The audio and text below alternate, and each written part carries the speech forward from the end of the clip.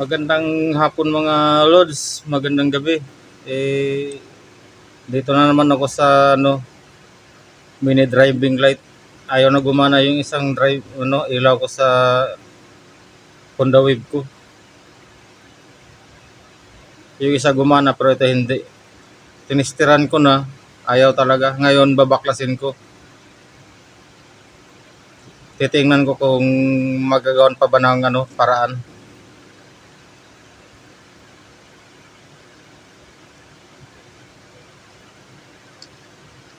Ano ba 'to?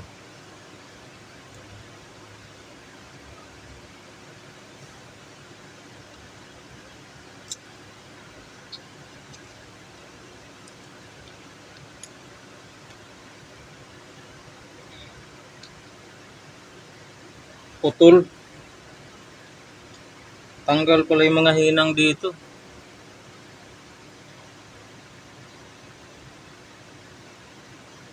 Lalim pa naman.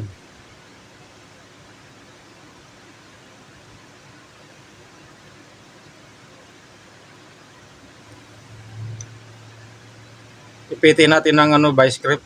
Subukan natin sikwatin to, matanggal to. Para mahinang yung maibalik sa hinang yung wire.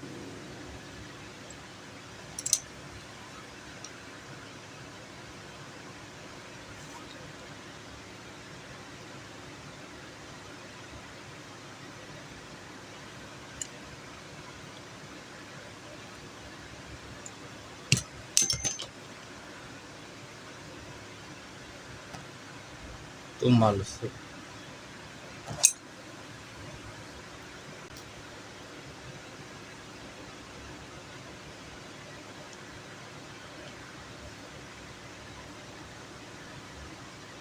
May dalawang pala dito, tornilyo.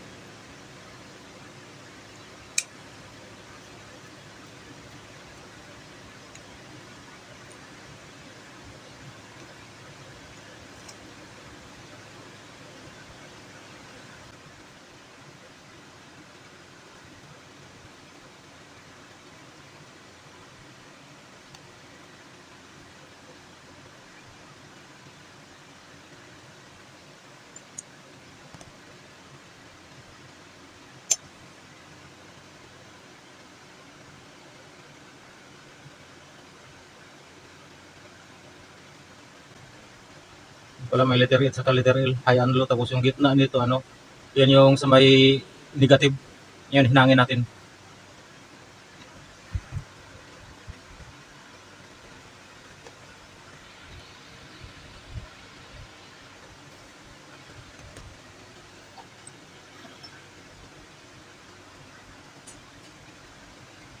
Painitin muna natin tong soldering iron. And habang naghihintay tayo sa para uminit, balatan muna natin to.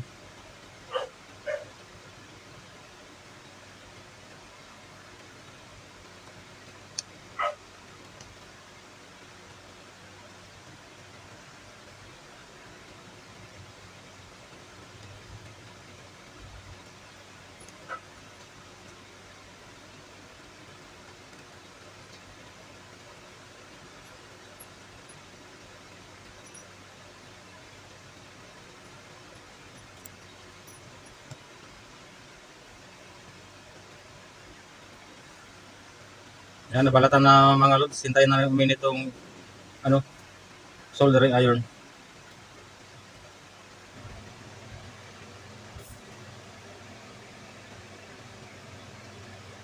Mga lods, mainit na. Testing natin pag hinang kung marunong ba ako dito. Ang liit kasi.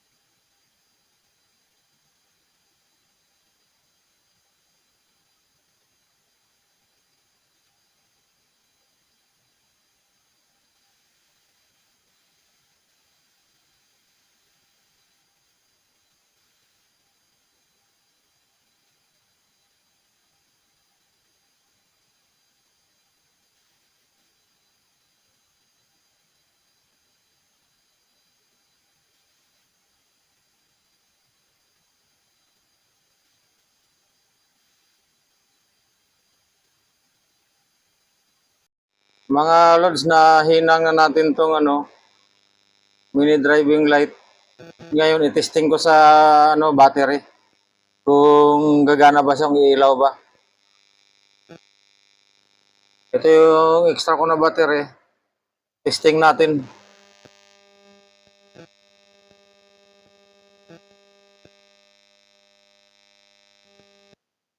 Tapos itong itim, ito yung negative niya.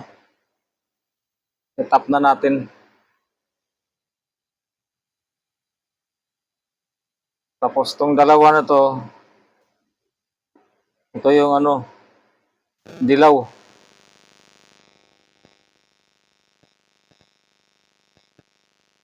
Natanggal pala. Kaya pala hindi umilaw.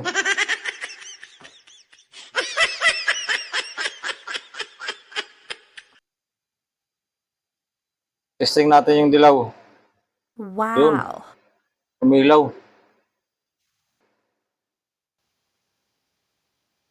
Hindi pa pala sira yung yung mini driving light. Yung wire lang pala, yung hinang na puto lang pala. Buti na lang di ko tinapon.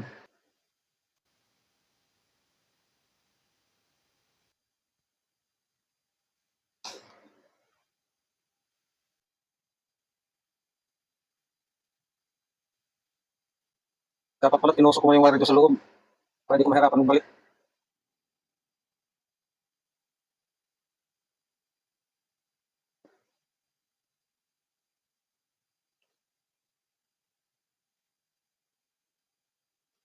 Tinanggal ko na lang yung rubber. Balik ko na lang mamaya. Mali diskarte. Palibasa kasi first time magbaklas ng mini driving light.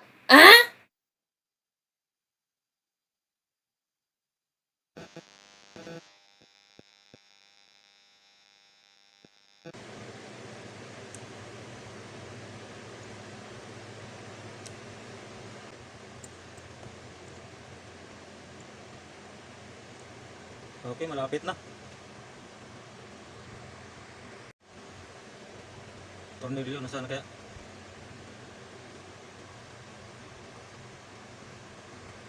Ayan. Maraming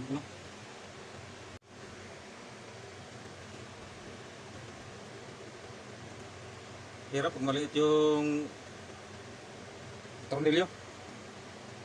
Hindi natin agad masalpak.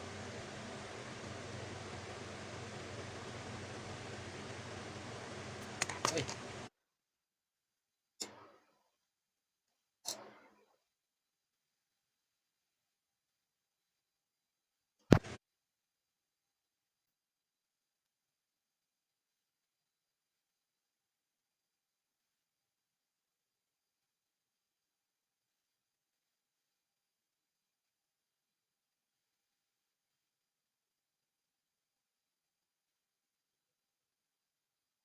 Ayos na.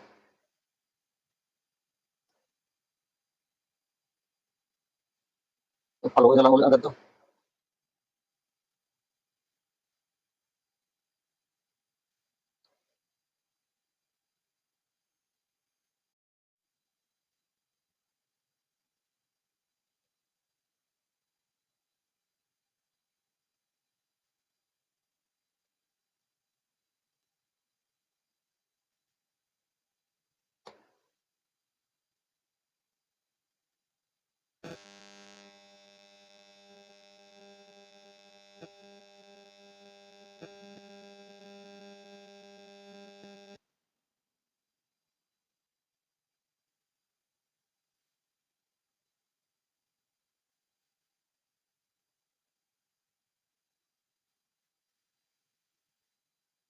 Ayos.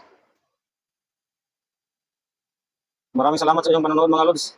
At kung hindi pa kayo nakapag-subscribe sa channel ko, pa-subscribe na lang. Maraming salamat. Tapos ikakabit na natin to sa motor doon sa Honda Wave R100 para dalawa na yung ilaw niya. Isa lang kasing gumagana eh. Ngayon magiging dalawa na siya pag nakabit ko na to.